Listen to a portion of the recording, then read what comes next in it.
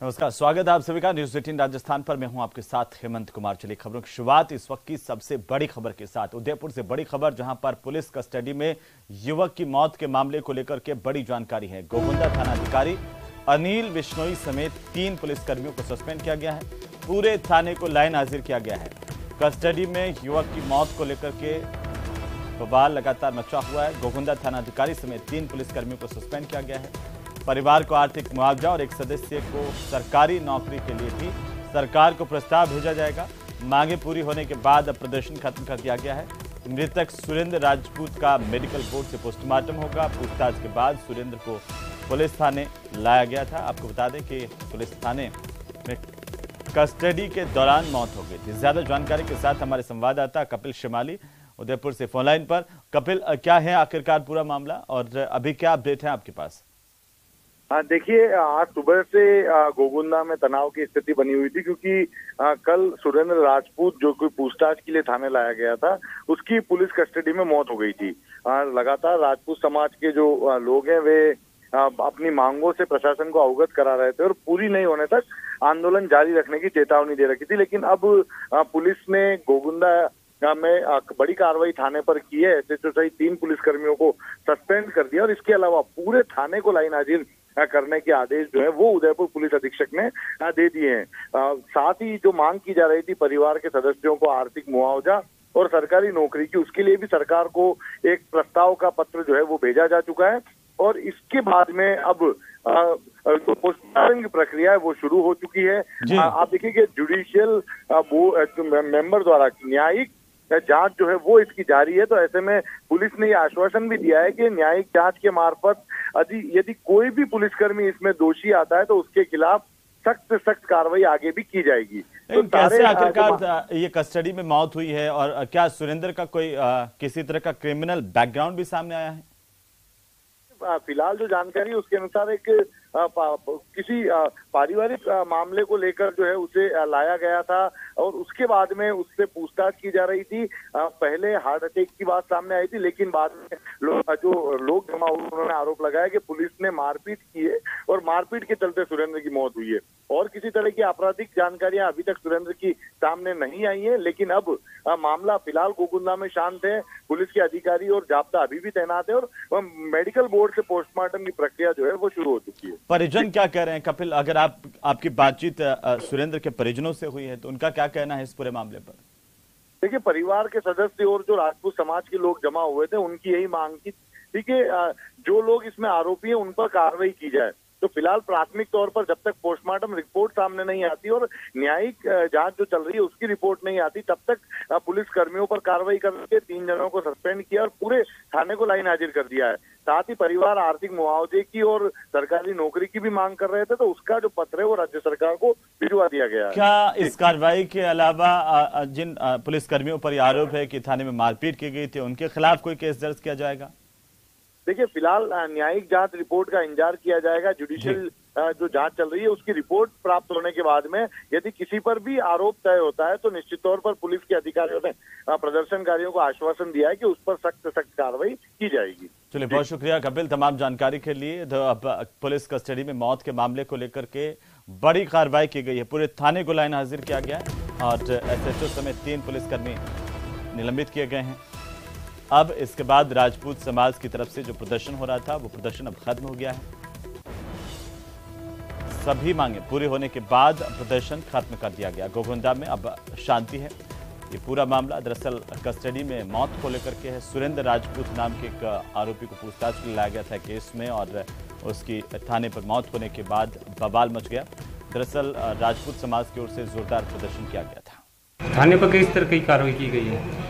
इसमें कुछ लोगों को जिनकी प्रथम दृष्टया लापरवाही पाई गई है उनके खिलाफ कार्रवाई की गई है, सस्पेंशन की, और कुछ लोगों को उसमें लाइन हाजिर भी किया गया है। सर, करणी सेना की दूसरी कोई मांगे थी जिस पर क्या था? जो हमारी बात हुई है फेयर इंक्वायरी की और प्रॉपर इंक्वायरी की, ढंग से पोस्टमार्टम की, और जो दोषी कर्मचारियों पर कार्रवाई की है वो सब चीज़ें हम उन चीज़ों पर प्रोग्रेस कर रहे हैं और वो आगे कार्रवाई। तो चलिए आगे बढ़ेंगे। बीकानेर से बड़ी खबर, जहां पर नकल गिरोह का सरगना गिरफ्तार किया गया है। दरअसल नकल गिरोह का सरगना तुलछाराम गिरफ्तार हुआ है। बीकानेर पुलिस ने नागौर से तुलछाराम की गिरफ्तारी की है। आरओ भर्ती परीक्षा में विग से नकल करने के मामले में पुलिस का यह बड़ा एक्शन है। इस वक्त की सबसे बड़ी खबर, 3 आरोपियों को पुलिस पहले ही गिरफ्तार कर चुकी है। मुख्य आरोपी तुलछाराम अब पुलिस के शिकंजे में है। तीनों से पूछताछ के बाद सरगना तुलछाराम की गिरफ्तारी हुई है। दरअसल चप्पल में डिवाइस से नकल मामले में ये तुलछाराम पहले से जमानत पर है। इसके बाद जो विग है उसमें उसके जरिए किस तरीके से नकल का पूरा खेल खेला जा रहा था, वो जब पुलिस ने उजागर किया तो उसके बाद फिर से तुलछाराम का नाम सामने आया और 3 लोगों की गिरफ्तारी पहले की गई थी। उसके बाद तुलछाराम की तलाश पुलिस को थी और आखिरकार नकल गिरोह के सरगना को पुलिस ने धर दबोचा। तस्वीरें आपकी टीवी स्क्रीन पर। आरओ भर्ती परीक्षा में विग से नकल कराने के मामले को लेकर के पुलिस ने बड़ा एक्शन लिया है। नकल गिरोह का सरगना तुलछाराम गिरफ्तार किया गया है। बड़ी खबर, नागौर से इसकी गिरफ्तारी हुई है। बीकानेर पुलिस ने यह बड़ी कार्रवाई की है। लगातार बीकानेर पुलिस नकल गिरोह को लेकर के छानबीन कर रही थी और तुलछाराम की तलाश की जा रही थी। आखिरकार पुलिस ने इसे धर दबोचा है। नागौर से इसकी गिरफ्तारी हुई है। बड़ी खबर। तो चलिए आगे बढ़ेंगे। जयपुर से इस वक्त की बड़ी खबर मिल रही है, जहां पर तेज आंधी, तूफान और बारिश की वजह से हुए नुकसान के आकलन के निर्देश सरकार ने दिए। प्रदेश भर में तेज आंधी और भारी बारिश ने भारी तबाही मचाई है। इसके बाद सरकार की ओर से तमाम जिला कलेक्टर्स को नुकसान के सर्वे के निर्देश दिए गए हैं। तूफान से हुए नुकसान का मुआवजा भी दिया जाएगा। आपदा प्रबंधन विभाग की ओर से इसे लेकर के निर्देश जारी किए गए हैं। प्रदेश के कई जिलों में भारी तबाही मची है आंधी तूफान की वजह से, जहां पर जगह जगह पेड़ टूट गए हैं, जो बिजली के पोल हैं वो टूट गए हैं, लोगों के घरों में भी भारी नुकसान हुआ है। खेतों में जो सब्जी की फसलें थी वो पूरी तरह से तबाह हो गई हैं। कई इलाके से लोगों के मारे जाने की खबर है। वहीं जो पक्षी हैं उनके बड़ी तादाद में प्रदेश भर से इस आंधी तूफान में मारे जाने की खबरें मिल रही हैं। हजारों की तादाद में पक्षी मरे हैं। कई इलाकों में पिछले 2 दिनों से लगातार बिजली गुल है, क्योंकि तमाम जगहों पर बिजली के पोल टूटने से बिजली व्यवस्था ठप हो गई है। वहीं आपदा प्रबंधन विभाग की ओर से मुआवजे का ऐलान किया गया है। पहले आकलन होगा नुकसान का, उसके बाद आकलन के बाद मुआवजा दिया जाएगा। सभी जिला कलेक्टर्स को इसे लेकर के आपदा प्रबंधन विभाग ने निर्देश जारी किए हैं। ज्यादा जानकारी के साथ हमारे संवाददाता सौरभ गृहस्थी फोन लाइन पर हैं। सौरभ, ये जो तेज आंधी और तूफान ने जिस तरीके से पूरे प्रदेश भर में तबाही मचाई है, अब सरकार इसकी सुध ले रही है, आकलन किया जाएगा नुकसान का। जी बिल्कुल, देखिए बीती रात अंधड़ और तेज बारिश और इसके साथ ही तूफान के चलते कई जगहों से नुकसान की खबरें आई हैं। कई गांवों से जो है वो नुकसान की खबरें आई हैं, जिसके तहत अब आपदा प्रबंधन विभाग ने तमाम जिला कलेक्टर्स को नुकसान का सर्वे कराने के निर्देश दिए हैं। आपदा प्रबंधन विभाग ने कहा है कि तूफान के चलते जिस प्रकार का नुकसान हुआ है उसका सर्वे जो है वो कराया जाए। टोंक में जिस तरह से 12 लोगों की मौत हुई है, इसके अलावा भरतपुर, बूंदी, जयपुर, करौली, सीकर में कई मवेशियों की मौत की बात जो है वो सामने आई है और कई तरह का नुकसान जो है वो सामने आए, तो उसको लेकर सर्वे करने के निर्देश जो है वो दिए गए हैं। साथ ही तूफान से मरने वालों को मुआवजा राशि देने पर भी जो है वो बात रखी गई है। संभवतः 4 लाख रुपए मुआवजा जो है वो परिजनों को दिया जाएगा। तो राज्य सरकार ने अपनी तरफ से ये निर्देश जो है वो दे दिए हैं और जिला कलेक्टर्स को कहा है कि जल्द से जल्द जो है वो नुकसान का सर्वे जो है वो किया जाना चाहिए।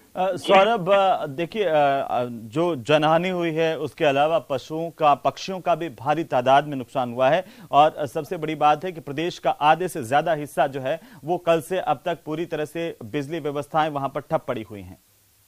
जी बिल्कुल, बिल्कुल सही कहा। देखिए कई जिलों में जो है वो 100 किलोमीटर प्रति घंटा की स्पीड से जो है वो हवाएं चली हैं और साथ ही बारिश और ओलावृष्टि ने और भी ज्यादा जो है वो मुश्किलें पैदा की हैं। तो आज शाम को फिर से मौसम विभाग की ओर से इसी तरह के तूफान का अंदेशा जताया गया है। बहरहाल बहुत शुक्रिया सौरभ तमाम जानकारी के लिए।